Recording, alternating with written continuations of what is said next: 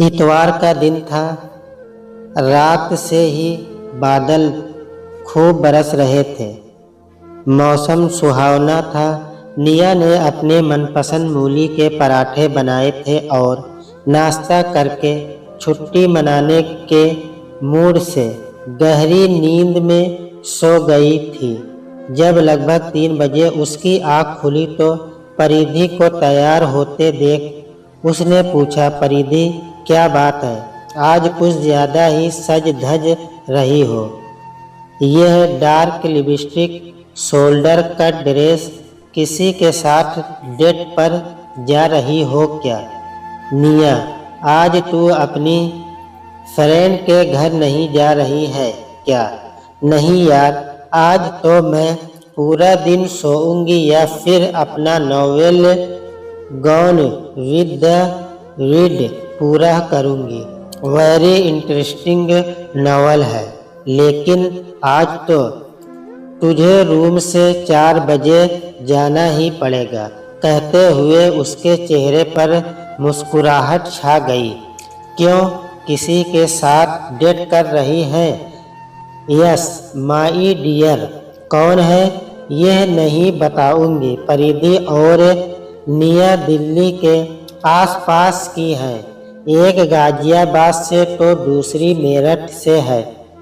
दोनों ने MBA किया है और 1 साल से बेंगलुरु में रह रही है। दोनों ही मल्टीनेशनल कंपनी में काम करती हैं। पहले एक वीमेंस लाउंज में रहती थी, वहीं पर दोनों में दोस्ती हो गई थी। डोसा, इडली और सांभर खाते खाते परेशान हो गई थी। फिर वहाँ के रूल्स रूम में खाना लेकर नहीं जा सकती। देर हो जाने पर चाय नाश्ता नहीं मिलता। फिर प्याज लहसुन की भी समस्या थी। उन लोगों को वहाँ का खाना अच्छा नहीं लगता था।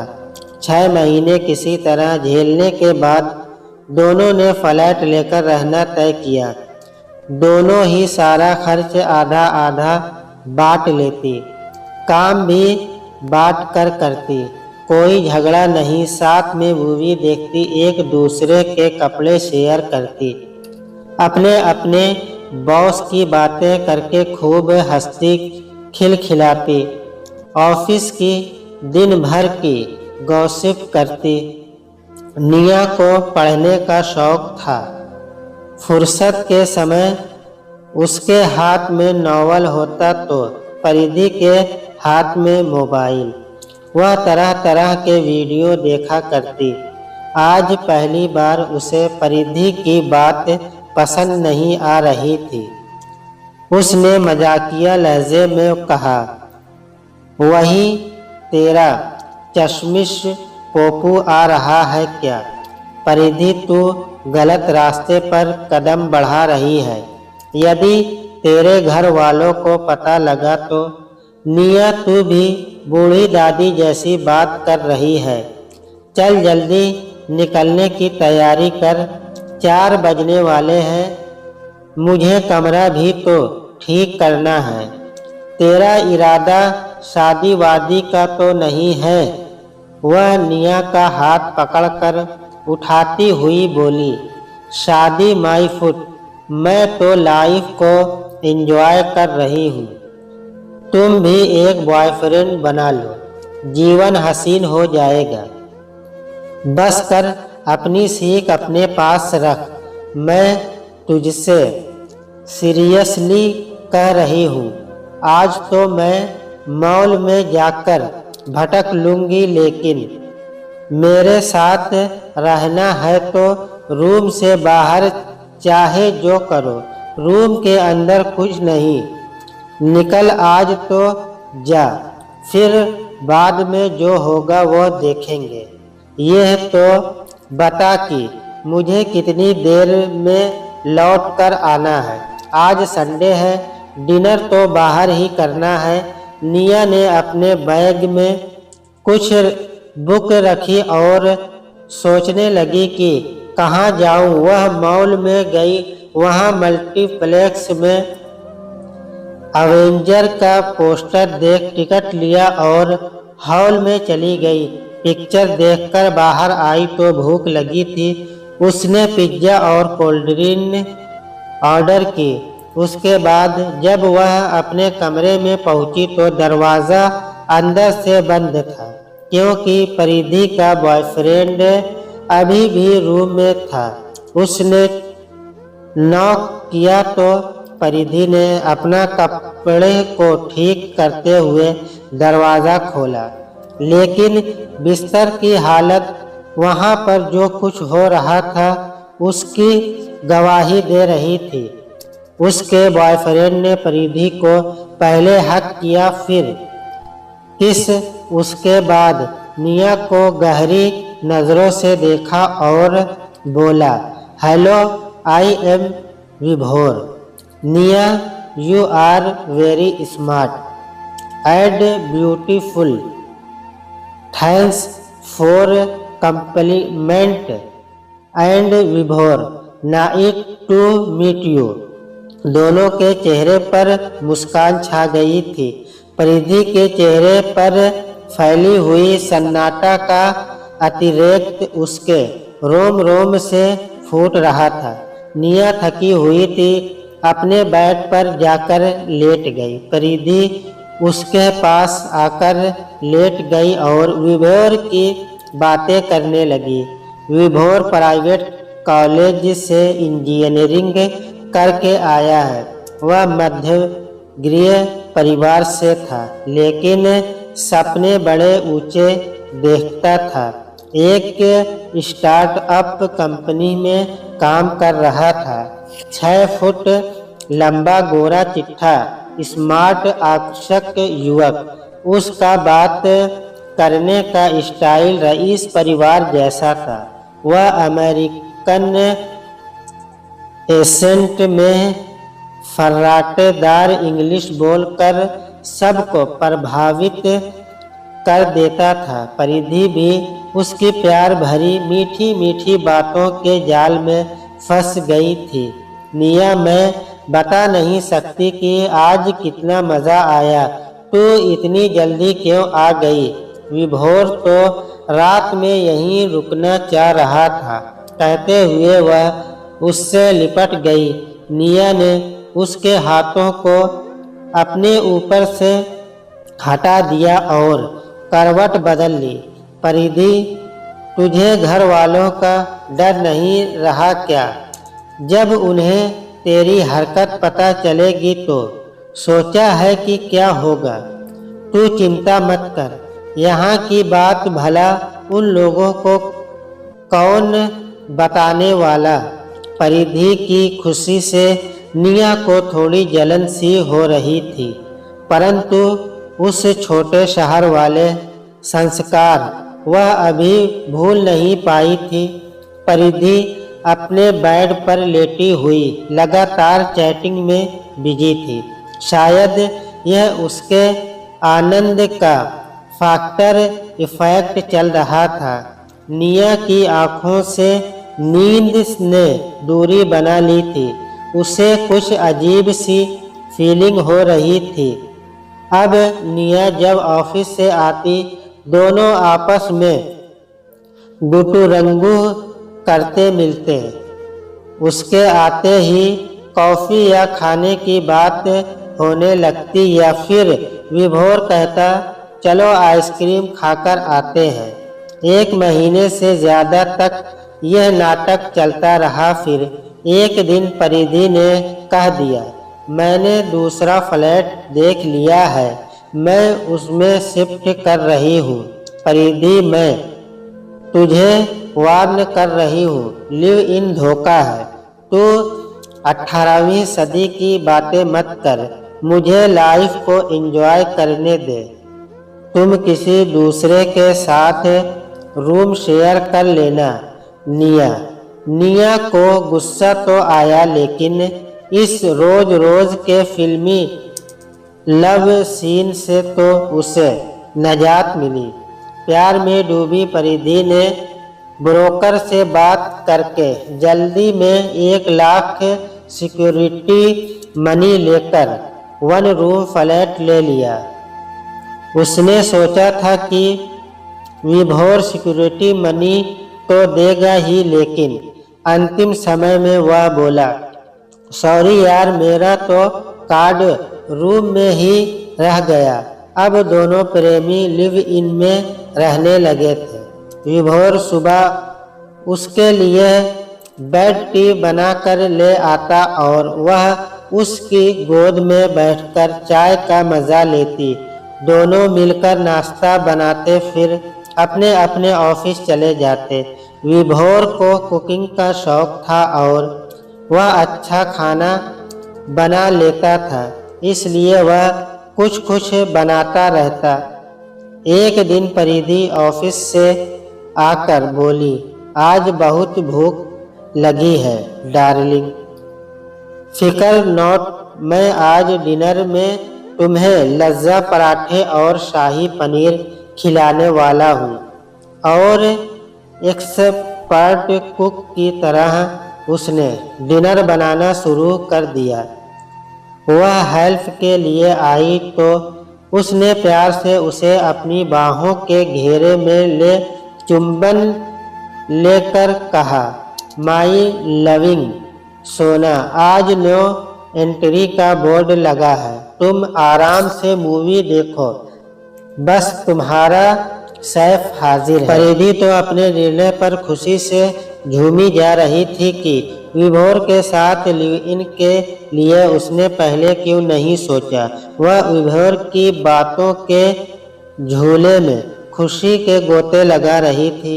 समय को तो जैसे पंख लगे हुए थे। वह नाश्ता बनाती तो विभोर कॉफ़ी बना देता। जब तक वह ऑफिस के लिए तैयार होती वह फटाफट किचन की सफाई और बर्तन भी धो देता। परिधि को उसका इतना काम करना कई बार अच्छा नहीं लगता और वह भी परेशान हो जाती। इसलिए उसने वॉचमैन से कहकर बबीता को रख लिया। अब दोनों जब बबीता कॉलबेल बजाती तब ही उठते। वह झाड़ू बर्तन करके उन दोनों के लिए नाश्ता बना देती। दोपहर में दोनों ही ऑफिस में लंच लेते थे। परिधि मन ही मन सोच रही थी कि घर के खर्च में विभोर ज़्यादा कुछ नहीं करता, ज़्यादातर सब कुछ उसे ही करना पड़ता रहा है, लेकिन वह उससे कुछ कह नहीं पाती। निया का साथ था तो बराबर खर्च करके उसके पास अच्छा बैंक बैलेंस इकट्ठा हो गया था, लेकिन विभोर की मीठी मीठी बातों में वह सब कुछ भूल जाती और सोचती कि विभोर ग्रेसरी तो जब तक ऑर्डर कर ही देता है, ज़्यादातर मोटा खर्च तो वही करती। वह फल और नाश्ता लाती तो विभोर ब्रेड या सब्जी ले आता। किराया, बिजली का बिल, बाहर डिनर या थिएटर वगैरह के समय विभोर कहीं पर कुछ भी नहीं खर्च करता। महीना पूरा होते ही किराया देना था। विभोर अनमना सा उदास चेहरा के साथ ऑफिस से लौट कर आया। डियर, मेरे सिर में बहुत दर्द है, हरारत सी लग रही है। स्वाभाविक था कि परिधि ने उसके सिर में बाम लगाया, टैबलेट खिलाकर कॉफ़ी बनाकर पिलाई। तब तक रात के 9 बज गए थे। वह थक गई थी, इसलिए उसने खाना ऑर्डर कर दिया। विभोर, कुछ खाओगे? नहीं, मुझे सोने दो। सुबह जब वह सोकर उठी तो उसे किचन में ऑमलेट बनाता देख बोली, बबीता आ रही होगी। प्यारी परिधि, आज बबीता नहीं आएगी। अपने फ़ोन पर मैसेज बॉक्स में देखो। Dog worry my love, your favourite omelette is ready. परिधि विभोर के संग मन ही मन सुखद भविष्य के मीठे सपने बुनती रहती। परिधि, मैं तो बिल्कुल मध्य परिवार से ताल्लुक़ रखता हूँ। मेरी एक बहन भी है जिसकी शादी पापा ने अपने खेत गिरवी रखकर की थी। छोड़ो, मैं भी बेकार में अपना दुखड़ा तुम्हें सुनाने बैठ गया। समय के साथ सब ठीक हो जाएगा। कुछ महीने की बात है, परिधि ने संवेदना जताते हुए कहा, तुम परेशान मत हो, अपने पापा के पास पैसे भेज दो, उनके खेत छूट जाए। अब हम दोनों मिलकर कमाएंगे तो घर की सारी समस्या दूर हो जाएगी। कहते हुए परिधि ने प्यार से उसे अपनी बाहों में लिपटा कर चूम लिया। फिर दोनों जीवन की रंगीनियों में डूब गए। परिधि घर का पूरा खर्च खुशी खुशी उठा रही थी। किसी महीने में तो उसे सेविंग अकाउंट से भी पैसे निकालने पड़ते थे, लेकिन वह अंतरंग रिश्तों के आनंद में आकंठ डूबी हुई अपने सुनहरे भविष्य के सपने देख रही थी। सैटरडे ऑफ था, उसकी प्रमोशन हुई थी, वह मैनेजर बन गई थी। उसके टीम मेंबर्स पार्टी मांग रहे थे। उसने अपने टीम मेंबर्स के लिए कॉर्पोरेट पार्टी अरेंज की। वह विभोर को लेकर पार्टी में गई तो अपनी शादी की पार्टी के सपनों में खोई हुई सबके साथ उसने भी एक पैग ले लिया। वहाँ डांस फ्लोर पर बाहों में डालकर दोनों बहुत देर तक डांस करते रहे। यहाँ तक कि प्रिस्ता ने तो उसे चुपचाप विभोर जैसे बॉयफ्रेंड के लिए मुबारकबाद भी दी। वह खिलखिलाकर हंसते हुए थैंक यू बोली। तभी विभोर ने आकर उसकी हथेलियों पर चुंबन लेकर उसे प्यार से अपने सीने से लगा लिया। परिधि तो ऐसा प्रेमी पाकर अभिभूत हो उठी थी। जब विभोर ने अपने घुटने पर बैठकर उसकी हथेलियां पकड़कर कहा, मेरी जीवन संगिनी बनोगी, पूरा हॉल तालियों से गूंज उठा। वह विश्वास नहीं कर पा रही थी कि विभोर जैसा परफेक्ट जीवन साथी इतनी आसानी से उसे हासिल हो सकता है। वह विभोर के सीने से लग गई।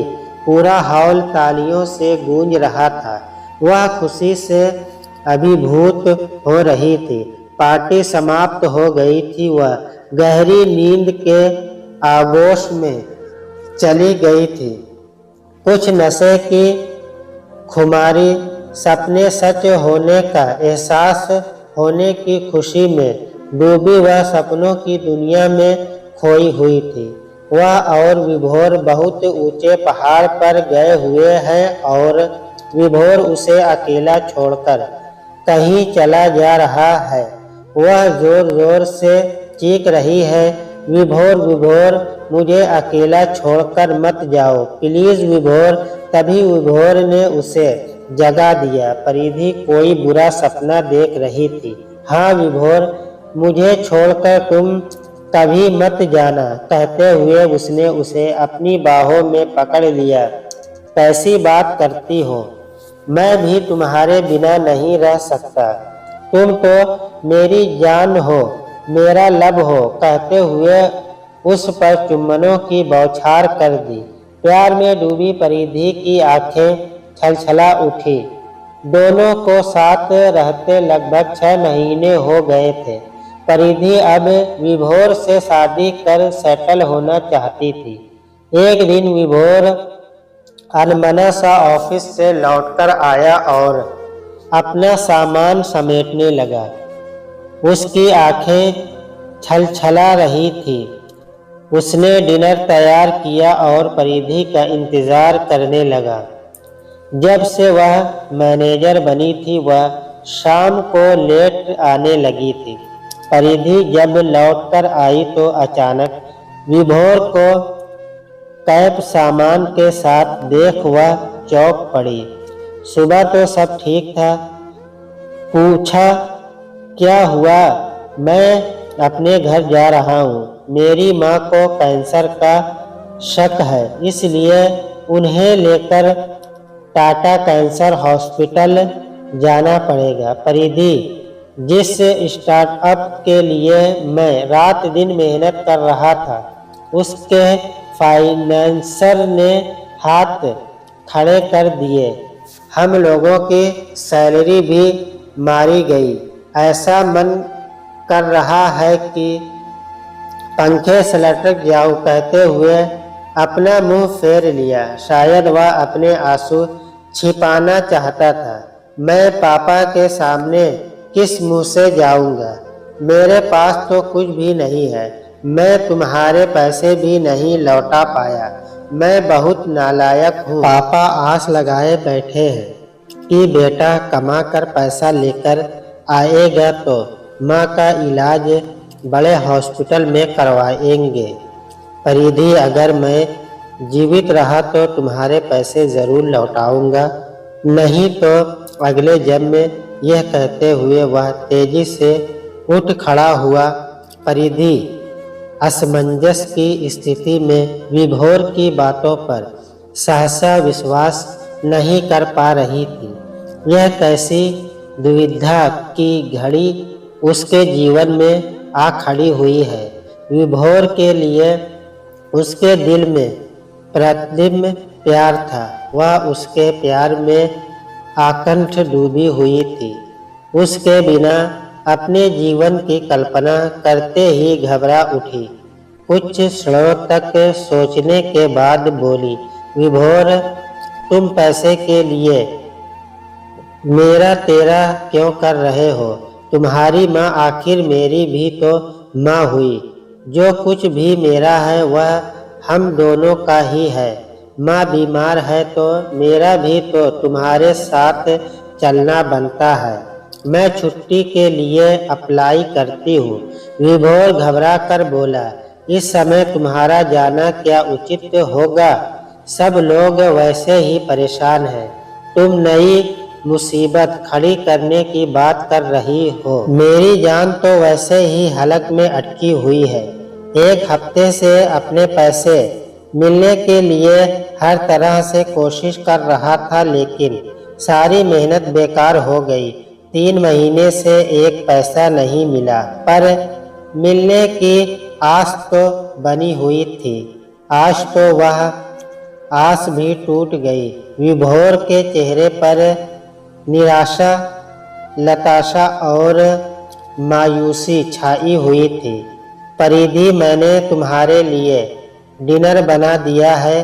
कहते हुए अपना बैग उठाते वह रोआसा हो उठा। बाय कहते हुए बैग उठाकर चलने लगा तो परिधि को लगा कि जैसे उसका सब कुछ लुटता जा रहा है। वह दौड़ती हुई आई और उसके गले में अपनी बाहें डालकर उसके सीने से लिपटकर बोली, मेरे अकाउंट में केवल 1 लाख रुपए है। मैं ट्रांसफ़र कर देती हूँ। तुम माँ के इलाज के लिए पैसे भेज दो।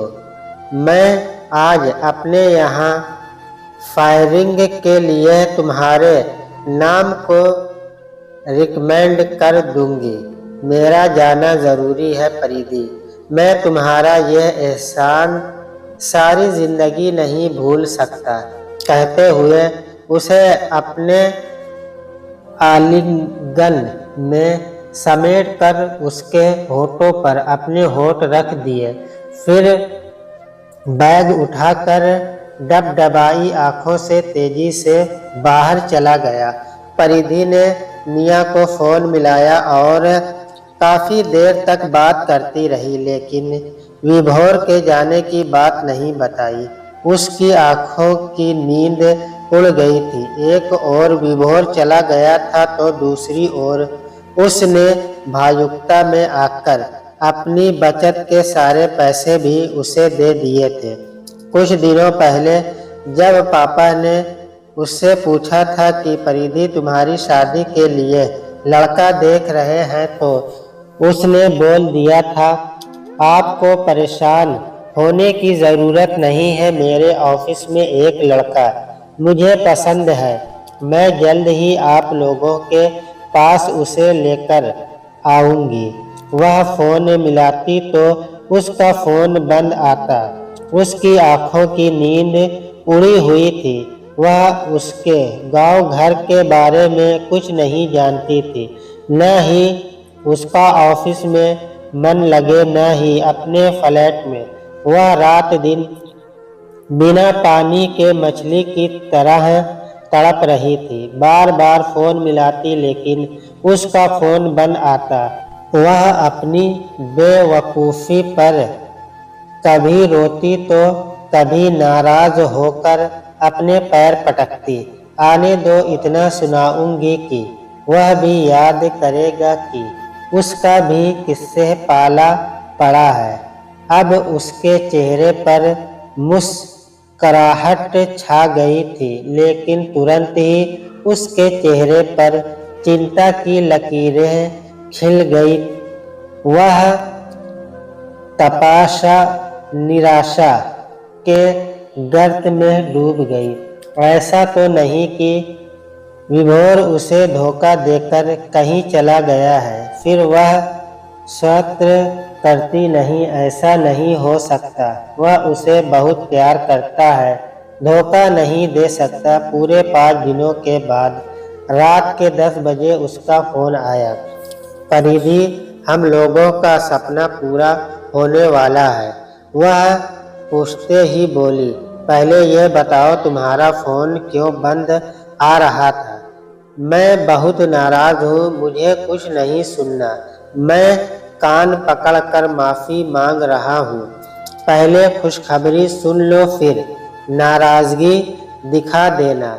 माँ को कैंसर नहीं है। दूसरी खुशखबरी, मेरी जॉब ऑस्ट्रेलिया में फाइनल हो गई है। अब हम दोनों साथ साथ ऑस्ट्रेलिया जाएंगे। मैं कैसे जाऊंगी? मैं कोई कच्चा खिलाड़ी नहीं। मैंने कोर्ट में शादी की एप्लीकेशन लगा रखी है। तुम मेरी पत्नी बनकर मेरे साथ चलोगी। तुम कब आ रहे हो? दरवाज़ा तो खोलो। अंदर आते ही उसने परिधि को अपने आलिंगन में लेकर चुंबनों की बौछार कर दी और फिर दोनों एक दूसरे में समा गए। परिधि के सारे गिले शिकवे बादल के टुकड़ों की तरह हवा के झोंके में उड़ गई। माई लव, तुम्हारे रुपये ने मेरी इज्जत बचा ली, नहीं तो पापा से मुझे बहुत गालियाँ मिलती। अरे यार, पैसा तो हाथ का मैल है।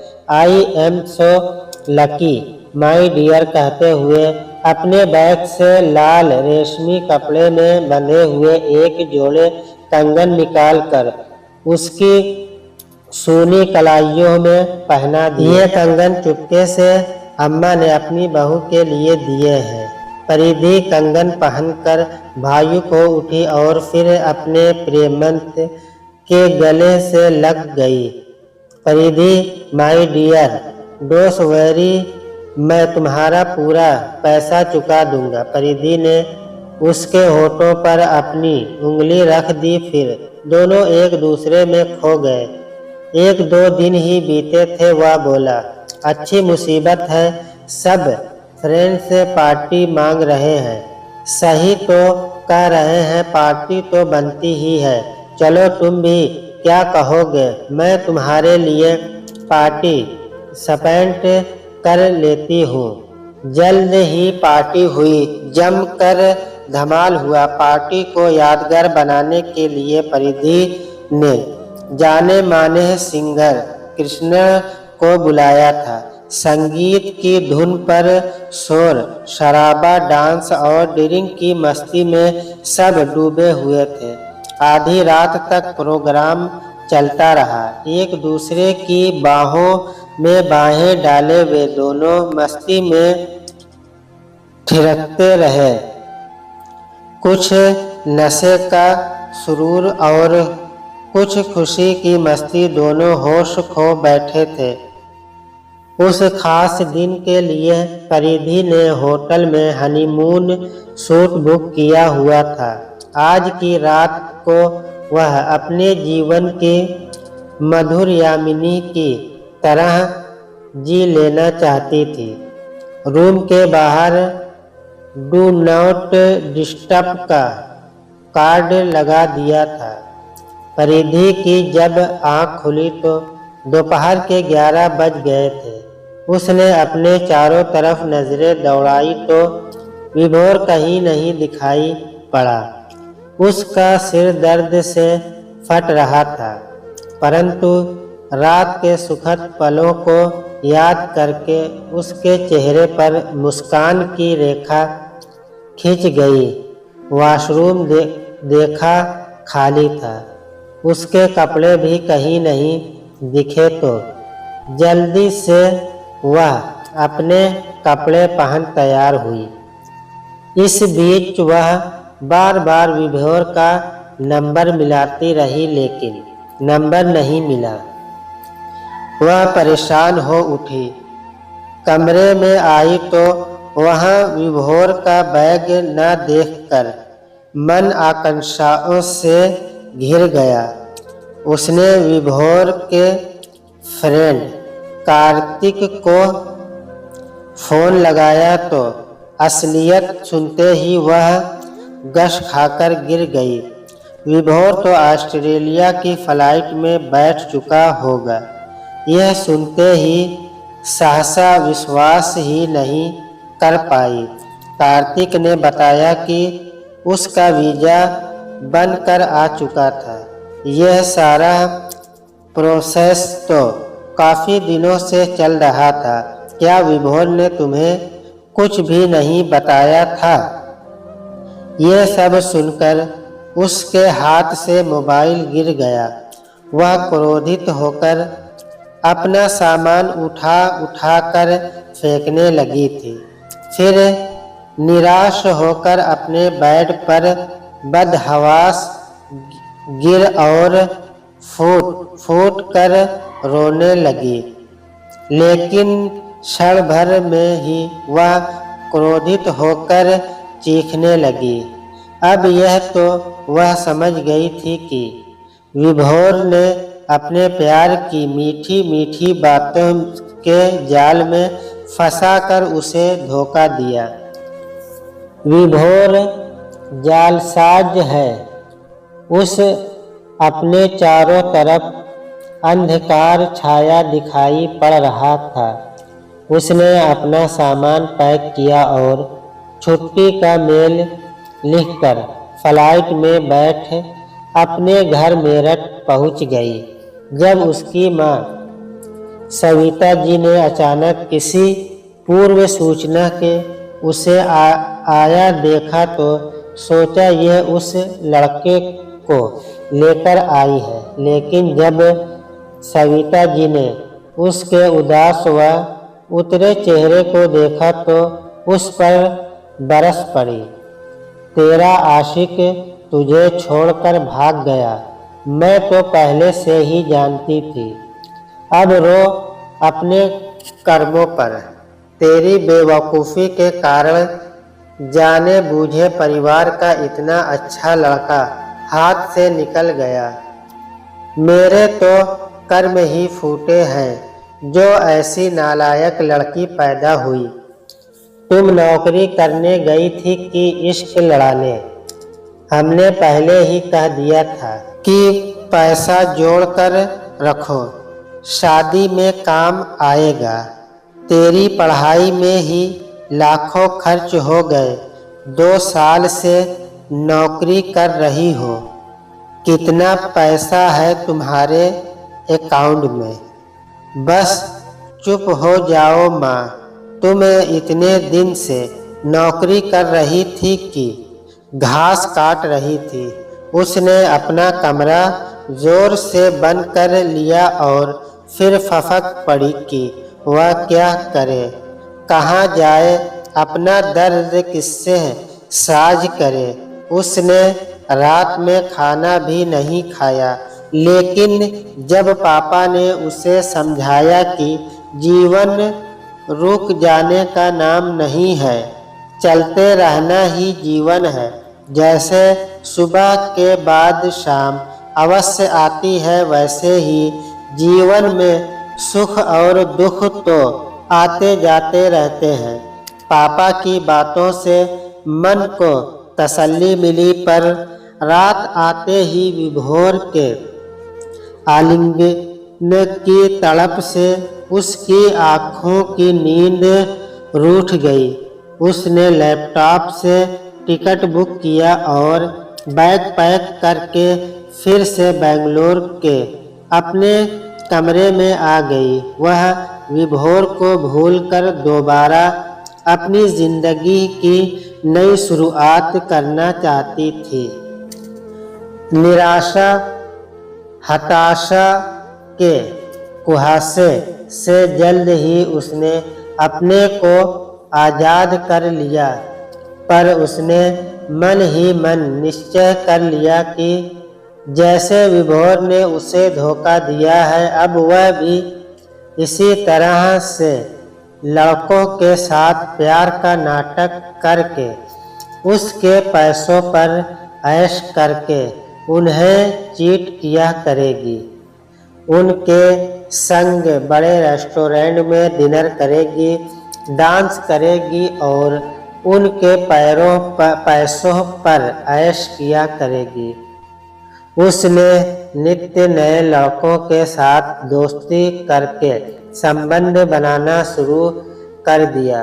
वह बड़ी बड़ी गाड़ियों वाले रईस जादव को देखकर उनसे दोस्ती करती, उनके साथ बार में बैठकर जाम छलकाती, फिर बाहों में बाहें डालकर डांस करती।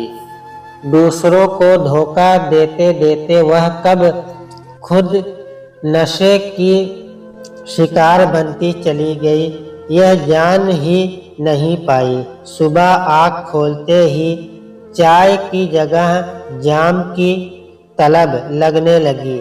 यही वजह थी कि वह दिन भर नशे में धुत रहने लगी। नित्य नए साथियों के साथ मस्ती करते हुए भी विभोर की यादें उसका पीछा नहीं छोड़ रही थी। उसके जीवन में जो खालीपन था वह नहीं भर पा रहा था। उसके जीवन का सूनापन दूर नहीं हो पा रहा था। उसका मन हर घड़ी बेचैन रहता।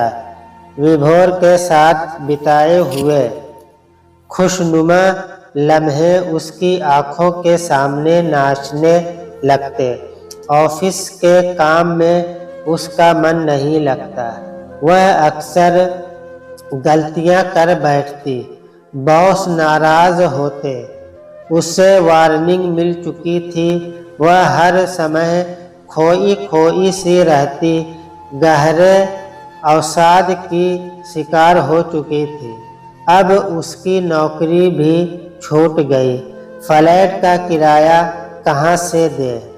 अब क्या करे? कहाँ जाए? माँ का तो कोई सहारा ही नहीं था। वे कभी उसे समझ ही नहीं पाई थी। वे तो उसकी नौकरी के ही खिलाफ थी, इसलिए हमेशा डांटती डपटती रहती, हंसती खिलखिलाती परिधि अब अवसाद के अंधेरे में डूबकर मानसिक रोगी बनती जा रही थी। एक गलत निर्णय ने उसके जीवन को पतन के गर्त में पहुंचा दिया था। जब वह कई दिनों से कमरे से बाहर नहीं निकली, दूध की कई थैलियां बाहर रखी देखकर फ्लैट की मालकिन ने जब पुलिस को बुलाया तो वह अपने बेड पर नशे में धुत बेहोश पड़ी थी। उसके चारों तरफ खाली बोतलें रखी थी। पुलिस ने उसके मोबाइल से उसके पापा के नंबर पर कॉल की। उन्होंने निया का नंबर निकालकर उसे बुलाया। वह भागती हुई आई और अपनी हंसती खिलखिलाती फ्रेंड की दशा देख उसकी आंखें बरस पड़ी। परिधि को जब होश आया तो वह निया को देखकर लड़खड़ाती आवाज में बोली, तू सही कह रही थी कि लिव इन धोखा है।